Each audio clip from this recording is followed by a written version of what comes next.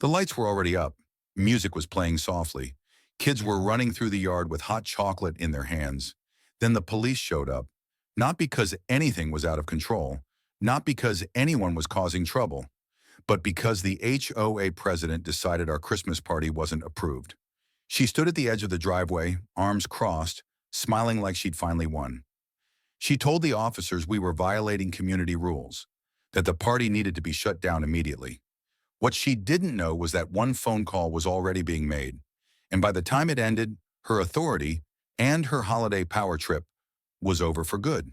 Christmas had always been a big deal on our street, not the over-the-top, competition-style decorations, just simple lights, music low enough to feel cozy, neighbors stopping by with cookies, kids running around in oversized coats.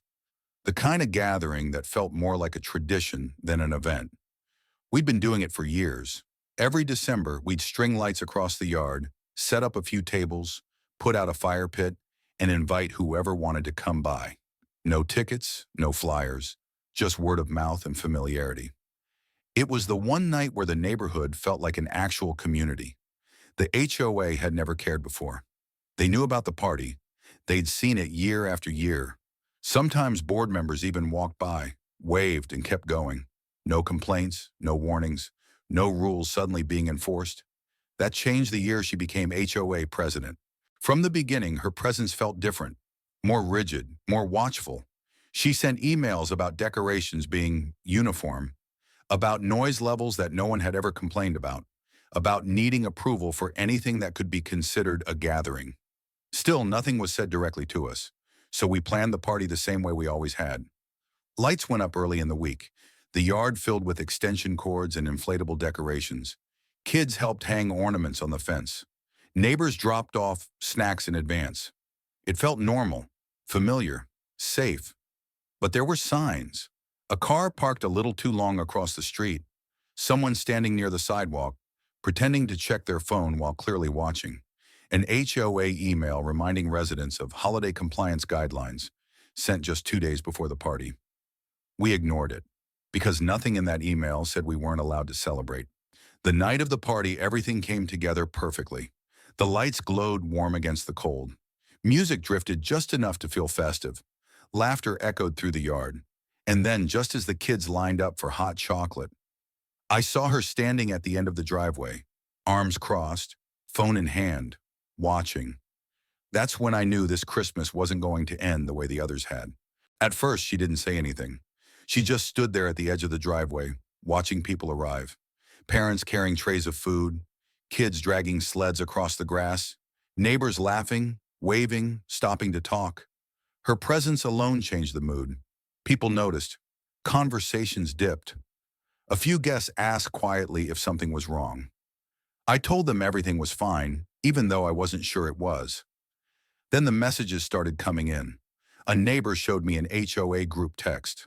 The president had posted that there was an unauthorized event taking place. She claimed it violated noise and gathering rules. She warned residents that enforcement was being considered. Considered. 5 minutes later, another message appeared. She said the event was required to shut down immediately unless approval could be produced. Approval. For a Christmas party we'd hosted for years.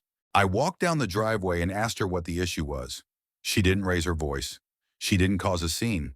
She smiled, the kind of smile that wasn't friendly at all. She said rules were rules. She said the HOA had changed. She said exceptions wouldn't be made anymore. I reminded her this wasn't a commercial event. No tickets, no amplified sound, just neighbors. She said gatherings of that size required prior authorization. I asked her how many people qualified as that size. She didn't answer. Instead, she said she'd already warned us, that we'd chosen to ignore the guidelines, that consequences were our responsibility. Then she stepped away, not back home, toward her car. The party continued, but it felt different now. People kept glancing down the street. Parents pulled their kids closer. Someone turned the music down, even though it was already low. 10 minutes passed. Then I saw headlights. A police cruiser slowed as it turned onto our street. The lights came on just as it pulled to the curb. The conversation stopped. The kids froze. The HOA president stepped out of her car and walked straight toward the officers, already talking, already gesturing toward the yard. She told them we were hosting an illegal gathering, that the HOA had ordered it shut down, that residents had complained. The officers looked around. They saw string lights, folding tables, families standing quietly with cups in their hands, kids in scarves and mittens. Nothing chaotic, nothing dangerous, nothing out of control. One officer asked who the homeowner was. I stepped forward, and as I did, I noticed the HOA president watching closely, not nervous, not uncertain, confident, certain this would go her way, because up until that moment, it always had. The officer didn't raise his voice. He didn't look annoyed. He just asked questions, simple ones. Who lived here? How often gatherings happened? Whether there had been any prior warnings from the city? The HOA president tried to answer for me. She said the HOA had already issued notice.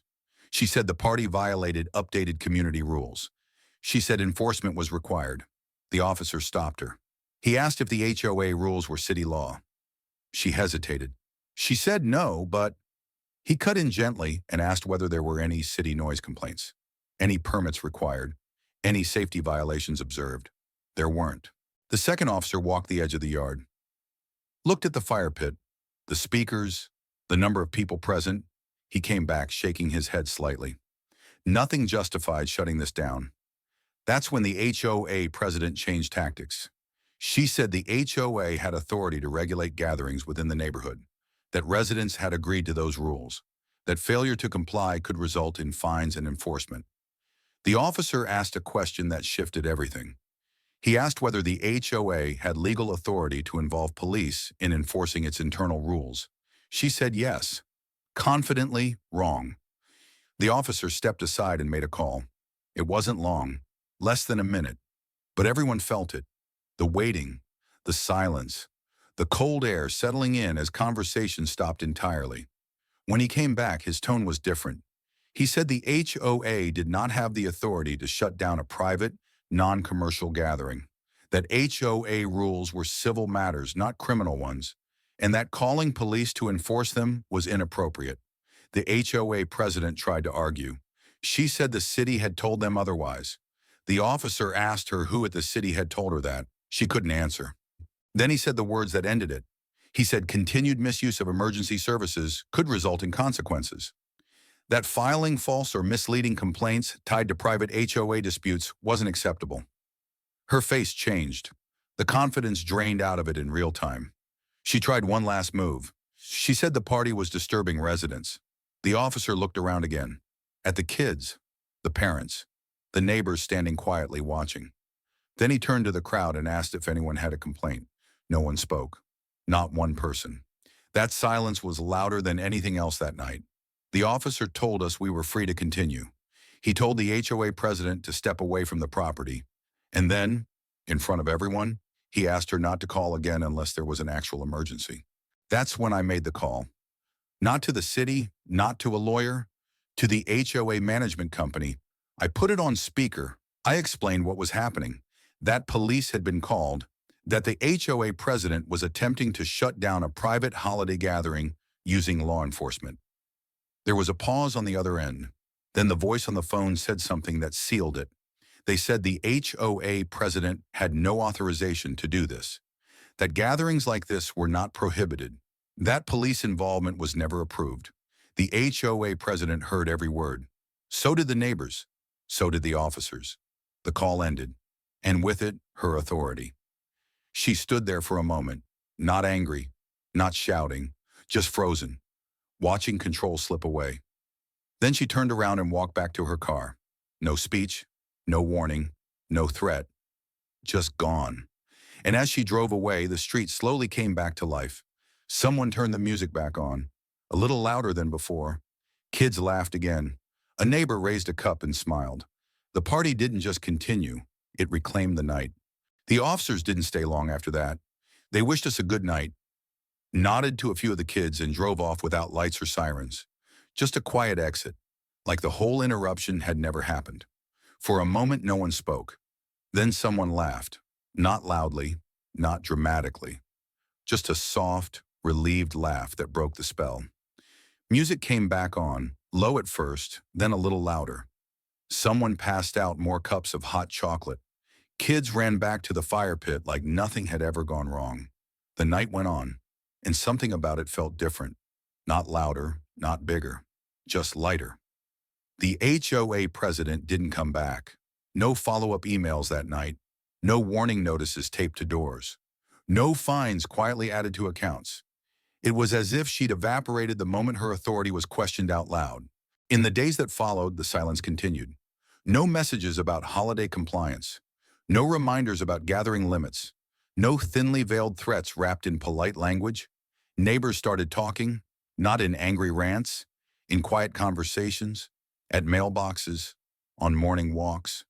People shared what they'd seen, how uncomfortable it made them feel, how they'd always assumed the HOA president knew what she was doing. That assumption cracked. A few residents reached out privately to apologize for not speaking up sooner. Others admitted they'd been afraid to push back, worried about fines or retaliation. Some said they'd stopped hosting anything at all because it wasn't worth the stress. That realization hit harder than the police lights ever had, because the real damage hadn't been rules.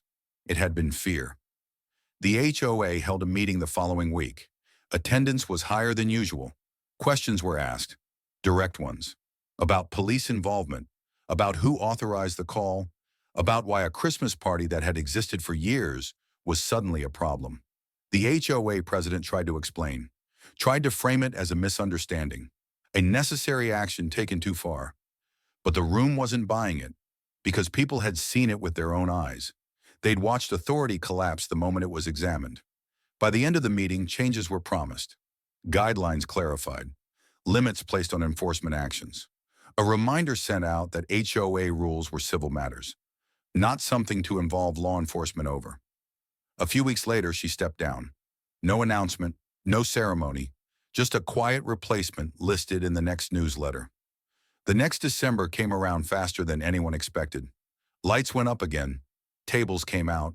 The fire pit was lit. Kids ran around with mittens and cocoa, just like before. No one stood at the driveway this time.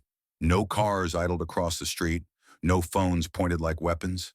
The party felt like what it was always supposed to be, a neighborhood moment, not a power struggle. Looking back, the night could have gone very differently. If we'd panicked, if we'd shut everything down, if we'd let someone misuse authority simply because it was easier than pushing back. But power only works when people believe in it. The moment it's questioned, calmly, clearly, and publicly, it has to justify itself. And when it can't, it disappears.